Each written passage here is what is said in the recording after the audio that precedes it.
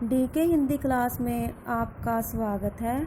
आज हम करेंगे क्रिया, जानेंगे क्रिया किसे कहते हैं, क्रिया के कौन से भेद होते हैं और उनकी पहचान कैसे की जा सकती है। तो आइए सबसे पहले करते हैं क्रिया किसे कहते हैं। जैसे आप इस तस्वीर में देख रहे हैं कि बच्चे खेल रहे हैं, खेलना, कोई और काम करना, ये सभी इनसे पता चलता है कि हमें कोई कार्य के होने का पता चलता है।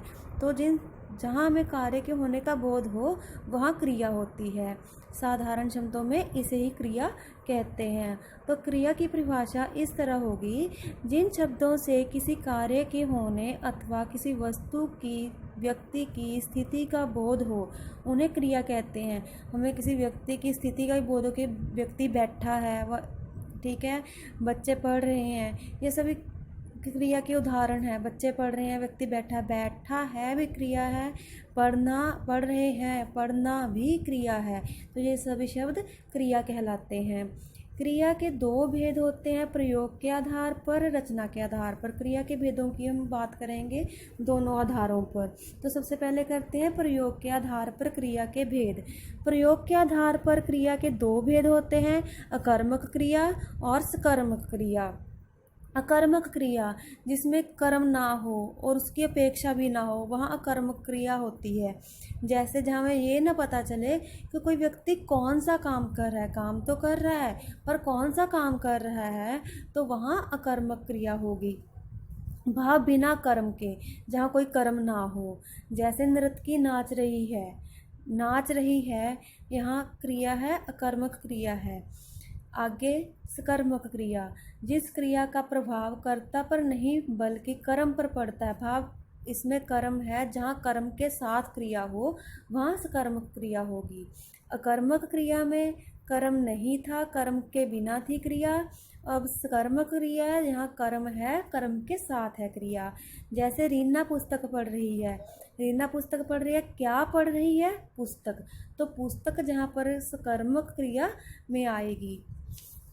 इसका यही उदाहरण है, पुस्तक पढ़ रही है, हमें पता चल रहा है क्या पढ़ रही है। नृत्य की नाच रही है, कौन सा नाच नाच रही है ये हमें नहीं पता, पर यहाँ हमें पता है कि पुस्तक पढ़ रही है। तो यहाँ सकर्मक क्रिया, जहाँ हमें प्रश्न का जवाब मिले, क्या, कौन सी पुस्तक पढ़ रही है, क्या पढ़ रही है, वहाँ सकर्मक क्रिया होगी। रचना के आधार पर क्रिया के भेद करती हैं। रचना के आधार पर क्रिया के 5 भेद होते हैं, सामान्य क्रिया, संयुक्त क्रिया, नाम धातु क्रिया, पूर्वकालिक क्रिया, प्रेरणार्थक क्रिया। ये आप सबसे पहले करते हैं सामान्य क्रिया। क्रिया में धातु के साथ ना प्रत्यय लगने पर क्रिया सामान्य क्रिया कहलाती है। डर, जल, ये सभी धातु हैं, मूल शब्द हैं। जब इनके साथ ना लगा तो डरना बना, तो ये क्रिया बना, क्रिया का रूप ले लिया डर ने, तो ये सामान्य क्रिया कहलाई। संयुक्त क्रिया, जब क्रिया में एक से अधिक क्रियापद हो तो ऐसी क्रियाओं को संयुक्त क्रिया कहते हैं, जहाँ पर एक से ज़्यादा क्रिया होती है। जैसे मनीष खाना खा चुका है, खा चुका, खाना, तो ये क्रियाएं हैं दो से ज़्यादा, खा और चुका है, दो क्रियाएं हैं, इसीलिए ये संयुक्त क्रिया है।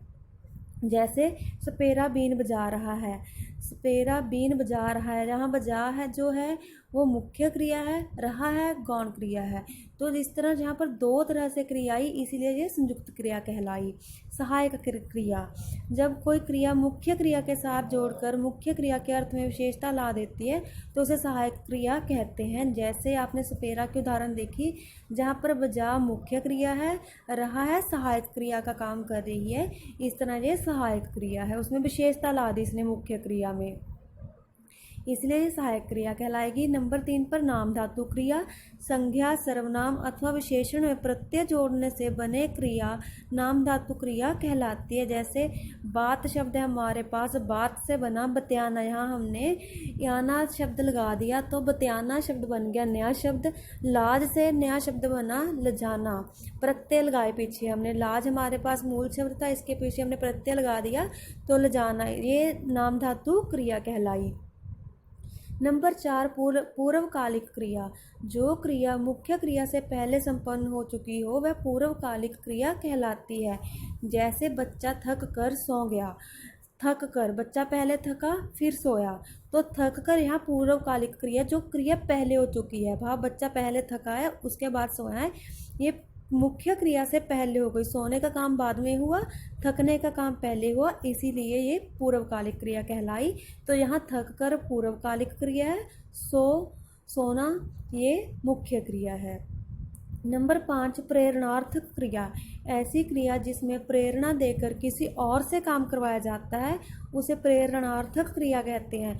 व्यक्ति स्वयं काम नहीं करता, किसी से करवाता है। जैसे अधिकारी ने माली से पौधे लगवाए, माली से, तो जहाँ माली से लगवाए हैं पौधे, अधिकारी ने स्वयं नहीं लगाए, तो लगवाए शब्द जहाँ क्रिया है जो, वो यहाँ प्रेरणार्थक क्रिया है। विशेष बातें कुछ क्रिया के संबंध में। क्रिया के मूल रूप को धातु कहते हैं। जैसे हमने डर और जल जो हमारे पास शब्द थे वो धातु हैं, उसे मूल रूप है क्रिया का। जब हमने उसके साथ ना लगाया तो सामान्य क्रिया बन गई थी। मूल धातु में कर या कर के जोड़कर पूर्वकालिक क्रियाएं बनाई जाती हैं। पूर्वकालिक क्रियाएं जब भी आप उन्हें बनानी है तो उसमें कर के या कर की को शब्द जोड़ा जाएगा, जिससे वो पूर्वकालिक क्रिया बन जाएगी। आपको मेरा पढ़ाया हुआ क्रिया कैसा लगा कमेंट बॉक्स में ज़रूर लिखें। यदि अच्छा लगे तो लाइक और शेयर ज़रूर करें। जिन्होंने अभी तक मेरे चैनल को सब्सक्राइब नहीं किया है वो सब्सक्राइब ज़रूर करें।